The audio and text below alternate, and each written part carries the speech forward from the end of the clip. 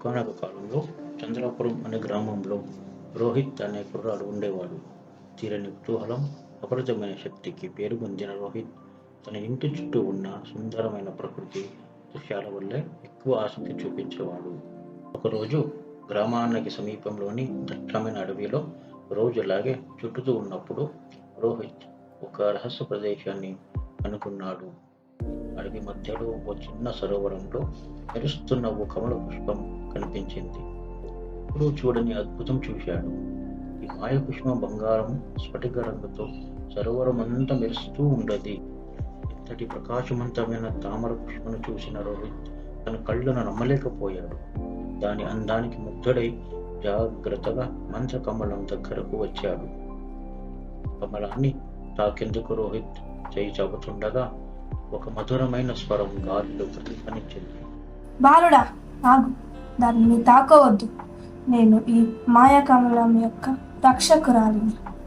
ఇది యొక్క నిస్వార్థం కోరికను తీర్చే మహాశక్తి కలిగి ఉంది. కానీ జాగ్రత్త, కృతజ్ఞతతో నిండి ఉన్న హృదయం మాత్రమే ఈ మాయాజాలం విప్పుతుంది. మాయాకమలం మాయాజాలాన్ని పరీక్షించాలన్న ఆతురతతో రోహిత్ కళ్ళు మూసుకొని అపరితమైన సంపదను కోరుకున్నాడు.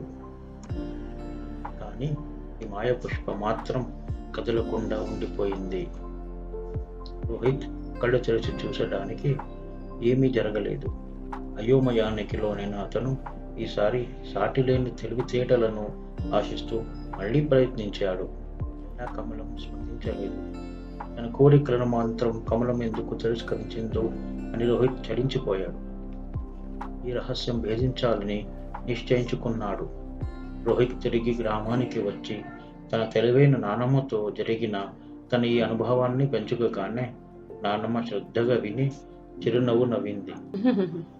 రోహిత్, కమలం యొక్క మాయాజాలం భౌతిక సంపద లేదా ప్రాపంచిక తెలివితేటలకు సంబంధించినది కాదు. దాన్ని శక్తి కృతజ్ఞతతో ఉంది. మన జీవితాలను మరియు మన చుట్టూ ఉన్న వారి జీవితాలను మార్చే ఒక సుగనం. నీకు ఒక చిన్న కథ చెబుతాను, విను. ఒకానొక కాలంలో రాఘవ్ అనే ఒక దయగల సద్గుణ రైతు ఉండేవాడు. అనేక సవాళ్లను ఎదుర్కొన్నప్పటికీ రాఘవ్ ఎప్పుడు ఫిర్యాదు చేయలేదు మరియు తనకు లభించిన దాంట్లో ఎప్పుడూ సంతోషంగా ఉండేవాడు మరియు కష్టాల్లో ఉన్న అందరికీ సహాయం చేసేవాడు. ఎప్పుడూ దేవుడు ఇచ్చిన దానిలో కృతజ్ఞత భావంతో ఉండేవాడు. ఒకరోజు రాఘవ్ తన పొలాల్లో పనిచేస్తుండగా ఒక వింత జరిగింది. అకస్మాత్తుగా ఒక దేవత ప్రత్యక్షమై సమృద్ధిగా పంటలు మరియు అపారమైన సంపదను ఇచ్చింది. ఇదంతా దేవుడు రాఘవ్కి ఉన్న కృతజ్ఞత భావానికి మరియు కల్మషం లేని మనసుకి అనుగ్రహించింది. నానమ్మ చెప్పిన కథతో స్ఫూర్తి పొందిన రోహిత్ కొత్త అవగాహనతో ఉత్సాహంతో మళ్ళీ ఈ మాయాకముల దగ్గర వచ్చాడు. ఈసారి కళ్ళు మూసుకొని తనకు తన కుటుంబానికి ఈ గ్రామం మరియు ప్రకృతి చూపించిన ప్రేమకు, జీవితంలోని తను పొందిన అసాధారణ ఆనందాలకు మనస్ఫూర్తిగా కృతజ్ఞతలు తెలిపాడు.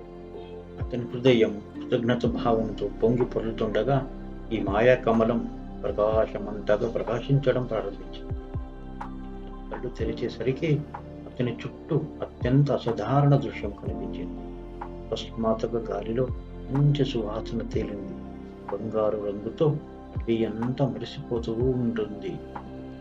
అప్పుడు రోహిత్ కమలం యొక్క నిజమైన మాయా వ్యక్తిగత కోరికలను తీర్చడంలో మాత్రమే కాదు, మనలో ఉన్న అహంకారాన్ని అణిచివేసి దేవుడు మరియు ప్రకృతి చూపించిన ప్రేమ మరియు అనుగ్రహానికి కృతజ్ఞతతో ఉండాలి అని గ్రహించాడు.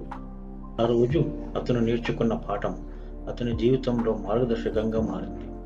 కృతజ్ఞత మరియు దయ యొక్క సందేశాన్ని చంద్రపురం అంతటా వ్యాపించే. సూర్యుడు ఆకాశంలో నారింజ గులాబీ రంగులతో కళకళలాడుతుంటే రోహిత్ తన హృదయంలో కమలం మాయాజాలాన్ని మోస్తూ గ్రామానికి తిరిగి నడిచాడు.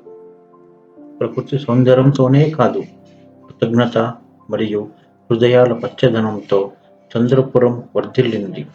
కృతజ్ఞత యొక్క పరివర్తన శక్తిని గుర్తు చేస్తూ మంత్రకమలం యొక్క కథ తరతరాలుగా నిలిచిపోయింది.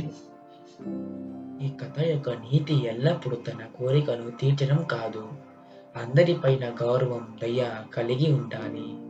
మరియు దేవుడు మనకిచ్చిన దాంట్లో కృతజ్ఞత భావనతో సంతోషంగా బ్రతకాలి.